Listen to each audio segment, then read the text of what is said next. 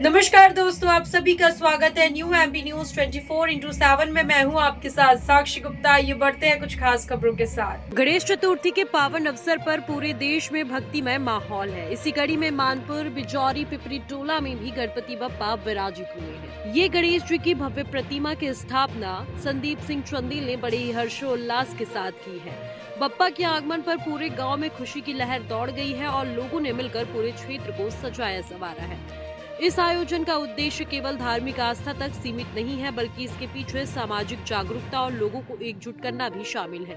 आयोजक संदीप सिंह चंदेल का कहना है कि गणेश उत्सव जैसे पर्व समाज में भाईचारे और सहयोग की भावना को मजबूत बनाते हैं और लोगों को एक दूसरे से जोड़ते हैं। इस आयोजन में कई तरह के कार्यक्रम किए गए, जैसे भजन संध्या, सांस्कृतिक प्रस्तुतियां और स्वच्छ जागरूकता अभियान जैसे कार्यक्रम भी आयोजित किए गए हैं।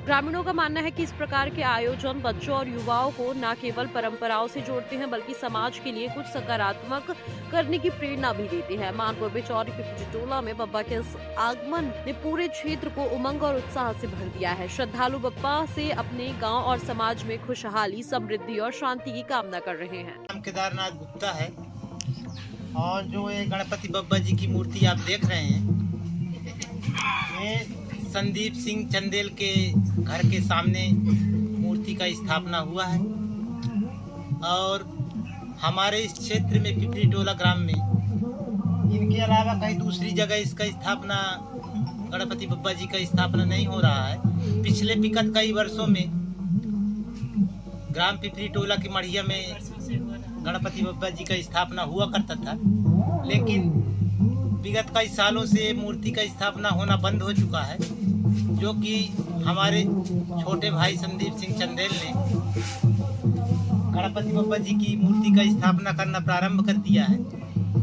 और मैं इसके बारे में बहुत उनको धन्यवाद देता हूँ कि वो न कि धार्मिक अनुष्ठान के बारे में, बल्कि सभी लोगों को एकजुट करने में। माताएं बहनें बहुत दूर दूर पूजन करने जाती थी गणपति बप्पा का, तो उनके वजह से यहाँ पूजन अर्चन छोटे छोटे बच्चे, माताएं, बहनें, भाई लोग सभी एकत्रित हो जाते हैं। उनकी वजह से सबको मूर्ति का दर्शन, पूजन करने का, भजन करने का, आरती करने का जो मौका मिला है, मैं इसके लिए संदीप सिंह चंदेल को धन्यवाद देना चाहता हूँ। वो मेरे छोटे भाई भी हैं और मेरे दोस्त भी हैं।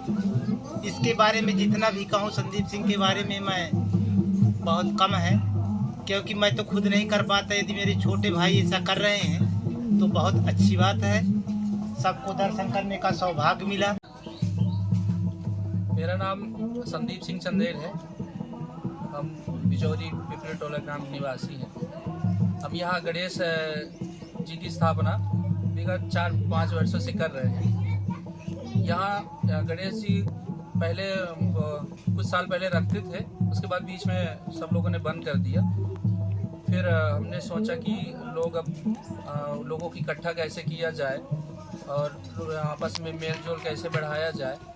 इसी कारण से हम 4-5 साल से बस गणेश जी की स्थापना कर रहे हैं और लोगों को एकत्रित करने के लिए हम आगे भी ऐसे अलग अलग कार्यक्रम और कार्यक्रमों का अनुष्ठान करते रहेंगे। गणेश जी की स्थापना में हम लोग अनेक कार्यक्रम करते हैं, जैसे संध्या वंदन, रामायण और बीच में छठ वगैरह की भी तो वो आते हैं, दिन आते हैं, तिथि आती है और लास्ट में फिर भंडारा का भी आयोजन किया जाना होता है इसी कार्यक्रम के माध्यम से। राधे, नमस्कार, प्रणाम। ये जो भाद्रपद है, आषाढ़ मास का जो गुरु पूर्णिमा आती है, जब से अपने ये देव सो जाते हैं, इसके बाद में हमारे भोले दादा की पूजा आती है श्रावण से और भादों तक। भादों के बाद गजानन महाराज के बाद पितर पक्ष आता है। इसके बाद में फिर माता, फिर दीपावली के बाद देवउठनी 11 जो आती है, वहां से फिर प्रभु का पूजन पाठ। तो जो गजानन महाराज जी हमारे हैं, तो शिव विवाह में भी गणेश पूजा हुई थी। तो क्या पिता के पहले ही पुत्र थे?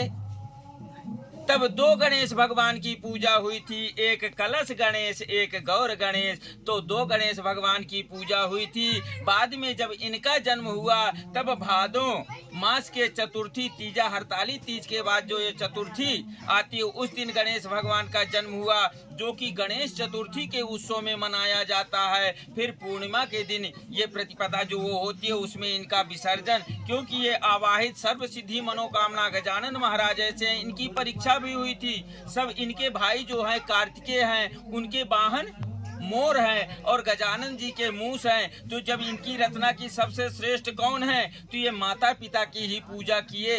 तो इनका सबसे प्रथम वो परिक्रमा बोले, तीनों लोक में भ्रमण करने से हमको क्या मिलेगा, हम तो माता पिता की परिक्रमा करके वो बैठ गए और कार्तिकेय महाराज भ्रमण में चले गए। तीनों लोक का जब वो वहां से आए तो ये लड्डू खाते बैठे रहे। तो वहां से एक दंत दयावंत 4 भुजा कार्तिकेय महाराज ने ही मुक्का मारा था, तो जो कि दांत एक दंत टूटा है, वहीं से ये है। तो गजानन महाराज जी का ये पूजन और प्रथम पूजा तभी बोले कि माता पिता से श्रेष्ठ आप पूजन करो, पाठ करो, लेकिन माता पिता के दिल का जो भाव है आप पुत्र बनो, यही हमारी कामना है। कि जैसे गणेश भगवान अपने माता पिता के साथ में, गणेश कार्तिकेय महाराज जी की कहीं मूर्ति नहीं, लेकिन यदि पार्वती जी और भोले दादा हैं तो गोद में गजानन महाराज हैं। गजानन महाराज के हमारे बिना पूजा की कोई पूजा सफल नहीं होती है। 4 चीज जरूर लगते हैं, एक आम का पत्ता, पान, लड्डू, घी, गुड़। पंचामृत बनता है, घी, दूध और दही और शहद, गुड़।